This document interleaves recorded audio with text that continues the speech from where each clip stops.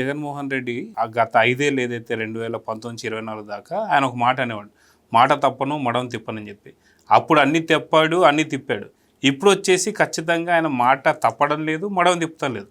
ఎందుకు అంటే రాష్ట్రానికి సంబంధించి ఆయన ముఖ్యమంత్రి ఉన్నప్పుడు కూడా అభివృద్ధి చేయలేదు, లేదా వాళ్ళు చేసిన పాపాలు చెప్పుకోలేదు. ఇప్పుడు కూడా అదే స్టాండ్ మీద ఉన్నాడు, మాట తిప్పలేదు, మడం తిప్పలేదు. సేమ్ అదే విధంగా చూసుకుంటే ఒక పక్క తండ్రి కొడుకులు ఇద్దరు కూడా అటు దావోస్ అని అక్కడని ఇన్ని లక్షల కోట్లు పెట్టుబడులు తెస్తుంటే మా రాష్ట్రానికి అభివృద్ధి జరగకూడదని చెప్పి లేఖలు రాయడం, అది కాక కోర్టులకు వెళ్ళడం, ఎలా చూడాలంటే అది ఆంధ్రప్రదేశ్కి ఒక శాపంగా మారింది. వైఎస్ఆర్ కాంగ్రెస్ పార్టీ, జగన్మోహన్ రెడ్డి ఒక శాపంలాగా తయారయ్యాడు అన్నమాట. ఏది అభివృద్ధిని అడ్డుకోవడం, మరోవైపు కేసులు ఎంచడం, అడుగడుగున ఏది ఇప్పుడు మీరు చెప్పారు ఇందాక అసలు మన దుర్గా కుమార్ గారితో ఏంటి ఆ గూగుల్ డేటా సెంటర్, అసలు దానికి అంతకుముందు ఏమన్నారు, అదొక గోడౌన్ అన్నారు. ఏముంటుంది అక్కడ వచ్చే పోస్టులు కూడా ఏముండవు, ఏదో సెక్యూరిటీ పోస్టులు ఒక 4 వస్తాయి. ఆ తర్వాత మళ్ళీ ప్లేట్ ఫిరాయించేమన్నారు, అసలు అది మేమే తెచ్చామన్నారు. అసలు అది గూగుల్ డేటా సెంటర్ కాదు, అదాని డేటా సెంటర్ శంకుస్థాపన చేసింది జగన్మోహన్ రెడ్డి అన్నారు. అసలు దానికన్నా ముందు చంద్రబాబు శంకుస్థాపన చేశాడు అనేది బయటకు వచ్చింది. ఇప్పుడు అసలు ఏకంగా గూగుల్ డేటా సెంటర్కి అసలు భూములు ఇవ్వడానికి లేదు అని కేసులు వేసింది. అంతకుముందు టీసీఎస్ భూమి ఇవ్వడానికి వీల్లేదని కేసు, కాగ్నిజెంట్కి భూమి ఇవ్వడానికి వీల్లేదని కేసు. అడుగడుగున మరి అభివృద్ధిని అడ్డుకుంటున్నారంటే శాపం అంతే. ఏది ఇవాళ శాప విమోచన ఏంటి, ఈ పార్టీ రహితంగా ఆంధ్రప్రదేశ్ రాజకీయం సాగాలి, ఈ పార్టీ జెండా పీకేయాలి. జనమే జగన్ జెండా పీకేస్తే తప్ప ఇక నీకు విముక్తి అనేది ఆంధ్రప్రదేశ్కి జరగదన్నమాట. ఇప్పుడు మనం తీసుకున్నట్లయితే ఎవరి మానూరి శ్రీనివాస్ అడిగింది అదే, సుప్రీంకోర్టు కూడా ఫైర్ అయింది. ఏమని, అసలు ఈ కేసు ఎందుకు వేసావు, ఎవరు వేయించారు ఈ కేసు నిన్ను, ఇప్పుడు నువ్వేమన్నా నిపుణుడువా, ఇవన్నీ చెప్పాలని మీకు ఎవరు చెప్తున్నారు, మీరంతా దీనిలో నిపుణులు అయిపోయారా? ఇప్పుడు జంతు కొవ్వు లేదు, రసాయనాలు లేవు అన్న మీ వాదన సమర్థించుకోవటానికే ఈ పిటిషన్ వేశారంటూ అక్షంతలు వేసింది. ఆ పిటిషన్ డిస్మిస్ చేసింది. ఏదన్నా ఉంటే పోయి సిబిఐకి చెప్పుకోండి. ఇప్పుడు సిబిఐ దర్యాప్తు సాగుతోంది, ఆ దర్యాప్తు ముగియలేదు, తస్మాత్ జాగ్రత్త. ఏది సిబిఐ సప్లిమెంటరీ ఛార్జ్షీటే వేసింది, అది ఫైనల్ ఛార్జ్షీట్ కాదు. దర్యాప్తు సాగుతోంది, వెళ్ళి సిబిఐకి చెప్పుకోండి. ఆ సిబిఐ తుది నివేదిక వచ్చిన తర్వాత మేము కోర్టు పరంగా మా ప్రక్రియలయో చెప్తాం, మా చర్యలయో చెప్తామని. ఇప్పుడు ఇక్కడ మనం తీసుకోవాల్సింది, చూడాల్సింది ఎవరి శ్రీనివాస్, శ్రీనివాస్కి వైఎస్ఆర్ కాంగ్రెస్ పార్టీకి ఉన్న సంబంధాలు ఏంటి, శ్రీనివాస్కి సుబ్రహ్మణ్య స్వామికి ఉన్నటువంటి సంబంధాలు ఏంటి. మనం చూస్తున్నాం సోషల్ మీడియాలో రకరకాల ఫోటోలు వైరల్ అవుతున్నాయి, మనకు అవి వాస్తవమో కాదో తెలియదు. సుబ్రహ్మణ్య స్వామికి తన అనుచరుడు అంటున్నారు. గతంలో సుబ్రహ్మణ్య స్వామి ఇప్పుడే దుర్గా కుమార్ గారు కూడా చెప్పారు ఏంటి, ఆ దినేష్ కుమార్ ఏకసభ్య కమిషన్కి వ్యతిరేకంగా కూడా వెళ్ళాడు. అప్పుడు కూడా మొట్టికాయలు వేసింది కోర్టు. ఇప్పుడు 11 పేజీల నివేదిక ఇచ్చింది సిబిఐ ఆ సిట్ ప్రభుత్వానికి, 3 అధికారుల మీద వేటేయమని, ఇంకా చర్యలు తీసుకోమని. ఆ చర్యలు తీసుకోవడంలో భాగంగా ప్రభుత్వం ఏకసభ్య కమిషన్ వేస్తే సుబ్రహ్మణ్య స్వామితో కేసు వేయించారు. అది చాలదన్నట్టుగా ఇప్పుడు ఏది జంతు కొవ్వు గురించి లేకపోతే వీటి గురించి రసాయనాల గురించి మాట్లాడొద్దని గ్యాగ్ ఆర్డర్ కోసం నిన్న ముఖ్యమంత్రి అదే మాట్లాడారు. నిన్న ఆ మంత్రివర్గ భేటీలో కూడా అప్పుడు వివేక హత్య కేసులో అలాగే చేశారు. నా చేతిలో గొడ్డలు పెట్టి నారాసుర రక్త చరిత్రని రాసి తెలుగుదేశమే చంపించిందని బీటెక్ రవి, ఆదినారాయణ, లోకేష్, చంద్రబాబు ఇట్లా సాక్షిలో చిలవలు పలవలుగా చిత్రించి దాని నుంచి సానుభూతి, ఆ రోజు మా తాతను చంపారు, ఇప్పుడు మా బాబాయిని చంపారంటూ ఓట్లు ఎంచుకున్నాడు. వివేక హత్య కేసు సానుభూతితోనే గెలిచాడు ఇతను, ఎవరు ముఖ్యమంత్రి అయ్యాడు. కానీ ఆ కేసులో ఎవరు అరెస్ట్ అయ్యారు,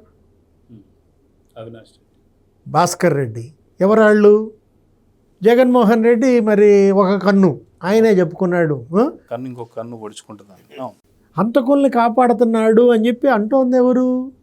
సునీత, నీ సొంత చెల్లి, నీ బాబాయ్ కూతురు, నీ రక్తం పంచుకు పుట్టినాళ్ళు. వాళ్ళు ఇంకా దూరం, వాళ్ళు వేలు ఇడిచినాళ్ళు. అంటే వాళ్ళ కోసం చివరికి సునీతనే నిందితురాలను చేయాలని చూశాడు. నువ్వే చంపించావు, మీ ఆయనే చంపించాడని ఆమె మీదకి నిందేశాడు. అంటే ఇతను ఎలాంటి క్యారెక్టర్, ఈ పార్టీ ఎలాంటి పార్టీ అనేదానికి వాళ్ళ జనంలో చర్చ. నేరం చేస్తారు, ఆ నేరాన్ని ఇతరుల మీదకి నెడతారు. వివేక హత్య కేసు అయినా అదే, ఈ కల్తీ నెయ్యి కేసు అయినా మనం చూస్తున్నాం కదా. సిట్ ఛార్జ్ షీటు ఒక 68 లక్షల కిలోలు మరి పామ్ కెర్నాయిల్, 8 లక్షల కిలోలు అందులో రసాయనాలు ఉన్నాయి, 8,900 కిలోలు లప్సా ఉంది అని సిట్ ఛార్జ్ షీట్ మొత్తం అట్లా ఇస్తే ఎక్కడ కలిపారు? ఆ బోలేబాబా డైరీలో ఉన్న బులుగు డ్రమ్ముల్లో ఏముంది? ఆ సుగంధ కెమికల్స్ దగ్గర ఎంత కొన్నారు? అందరినీ విచారించింది. జగన్మోహన్ రెడ్డి ఏమంటాడు? చంద్రబాబు వచ్చినాక, ఈ కూటమి ప్రభుత్వం వచ్చినాకే కల్తీ జరిగిందన్నాడు. 4 ట్యాంకర్లు కల్తీ అని చెప్పినాక మళ్ళీ వాడారంటాడు. ఇప్పుడు ఈ 4 ట్యాంకర్లు 68 లక్షల కిలోలు ఉంటాయా? 8 లక్షల కిలోలు పడతాయా అని అడుగుతున్న రసాయనాలు అందులో. పామాయిల్ పట్టుద్దా 4 ట్యాంకర్లలో? ఏదో ఇందాపూర్ అని లేకపోతే హెరిటేజ్ అంటారు. ఇప్పుడు ఇందాపూరు బ్రిటానియా ఒకటవుద్దా? ఇందాపూరు అపోలో ఒకటవుద్దా? ఇందాపూరును లేకపోతే అమూల్ ఒకటవుతుందా? పతంజలి ఒకటవుద్దా? అంటే నెట్టడం, నేరం చేయడం, ఆ నేరాన్ని చంద్రబాబు మీద వేయడం. ఇతనికి వెన్నతో పెట్టిన వెన్నగా, రక్తంతో పెట్టిన విద్య. వీళ్ళు వెన్న వాడరు కదా. లేకపోతే కెమికల్స్తో పెట్టిన విద్య. వీళ్ళు నెయ్యి వెన్నతో చేయరు.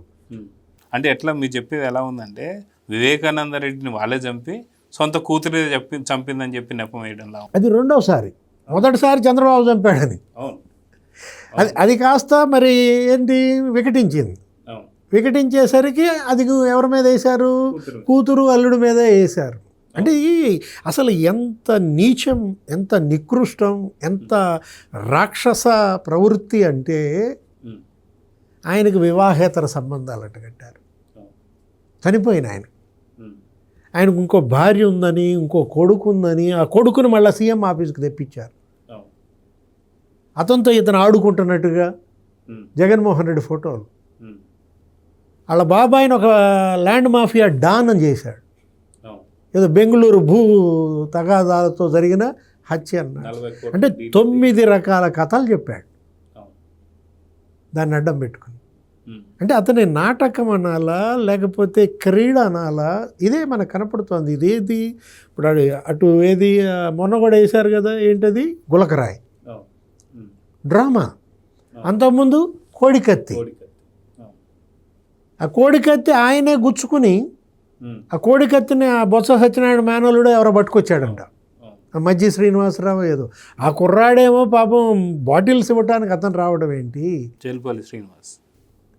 ఆ జల్లిపల్లి శ్రీనివాసకి అసలు బెయిల్ కూడా రానియకుండా, దాంట్లో కోర్టులకు వెళ్ళి వాంగ్మూలం ఇవ్వకుండా మగ్గిపోయేలాగా చేసి, అంటే ఇతని రాక్షస క్రీడకి బలైనాడు. తెలుగుదేశమే చంపించింది అన్నాడు, ఆ కోడికత్తి పొడిపించింది అన్నాడు, తెలుగుదేశమే గులకరా వేసి కొట్టిందన్నాడు మొన్న. ఏది ఆ విజయవాడలో మొన్న ఎన్నికల్లో కూడా. అంటే జగన్ ఇవాళ అతని యొక్క జిమ్మిక్స్ అతనికే వికటిస్తున్నాయి. ఏది ఇప్పుడు మనం తీసుకున్నట్లయితే అటు హైకోర్టు, ఇటు సుప్రీంకోర్టు మొత్తం ఏది అటు లిక్కర్ కేసు, మద్యం కుంభకోణం 3,500 కోట్లు. మొన్న కూడా వాడెవడో థాయిలాండ్లో వాడిని పట్టుకొచ్చారు. అది కూడా సుప్రీంకోర్టు ఆదేశిస్తేనే. రాజ్ కసిరెడ్డి బెయిల్ ఏదో వేస్తే ఇంకో 9 నెలలు ఉన్నా పర్వాలేదన్నాడు ఆయన. అసలు ఇది 3,500 కోట్లు స్కాము. అసలు అతనే దీనికి ఆర్కిటెక్ట్ అన్నారు. ఏది రాజ్ కసిరెడ్డి అనేవాడు. వాళ్ళు జగన్మోహన్ రెడ్డి అంటే అటు ఆ కేసులో ధనుంజయ రెడ్డి అరెస్ట్, బాలాజీ గోవిందప్ప అరెస్ట్, ఇతనికి OSD Krishnamohan Reddy arrest. Liquor case master mind Jaganmohan Reddy. Vasudeva Reddy కేవలం తల మాత్రమే. వాసుదేవరెడ్డిని తప్పిస్తే అది తలలేని శరీరంలా కుప్పకూలిపోద్ది అన్నారు. ఆ తలలో మైండ్ ఎవరిది? Jaganmohan Reddy. Liquor scam mastermind mister and Mrs Jaganmohan Reddy అన్నారు. ఆయన ఎవరు? మాణిక్యం ఠాగూర్ ఎవరు అన్నారు. ఒక నెయ్యి కేసు అటు సుబ్బారెడ్డి, భూమన కరుణాకర్ రెడ్డి, జగన్మోహన్ రెడ్డి, ధర్మారెడ్డి, దాంట్లో దుష్ట చతుష్టయం. మద్యం కేసు జగన్మోహన్ రెడ్డి, మిథున్ రెడ్డి, చెవిరెడ్డి భాస్కర్ రెడ్డి, బాలాజీ గోవిందప్ప, ఇక్కడ దుష్ట చతుష్టయం. వివేక్ హత్య కేసు నీకు స్పష్టంగా అదే ఆమె చెప్పింది. ఎవరు? షర్మిలే చెప్పింది. కడప లోక్సభ సీటు కోసం జరిగిన హత్య. మా బాబాయ్ చనిపోయే ముందు నన్ను వచ్చి కలిశాడు, నన్ను పోటీ చేయమని ఒత్తిడి చేశాడు, మాట తీసుకుని వెళ్ళాడు. చేస్తే నువ్వు పోటీ చేయి, లేకపోతే నేను చేయాలి, సీటు మన ఇల్లు దాటిపోవటానికి ఇల్లేదన్నాడు. ఆ తర్వాత హత్యకు గురయ్యాడు. ఎవరిచ్చిన వాంగ్మూలం?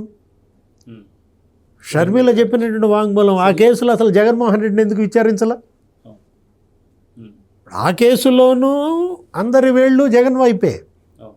ఎన్నింటికి తెలుసు నీకు? నువ్వు ఎన్నింటికి వెళ్ళావు అక్కడికి? 12 గంటలు ఏం చేశావు? సాయంత్రం 5 దాకా నువ్వు అక్కడికి చేరలేదంటే ఈ లోపు ఎంతమందికి ఏ విధంగా డైరెక్షన్స్ ఇచ్చాడు, ఎట్లా ఆ హత్యని గుండెపోటు అన్నాడు, నారాసుర రక్త చరిత్ర అన్నాడు, సునీత రాజశేఖర్ రక్త చరిత్ర అన్నాడు. ఎన్ని డ్రామాలు ఆడాడు. అంటే ఇవాళ జగన్ అనే అతను, లేకపోతే ఈ వైఎస్ఆర్ కాంగ్రెస్ అనేది ఈ రాష్ట్రానికి ఒక శాపం అంటోంది. అది మరి శాప విమోచన ఎలా అంటావు? ఆ శాప విమోచన ఇక దుర్గా కుమార్ గారే చెప్పాలి. ఈ శాపాన్ని విమోచన కలిగించాలంటే ఇక జనమే. ఎవరు శాప విమోచన చెప్పాల్సింది? జనం. Please subscribe to Leo news for more videos.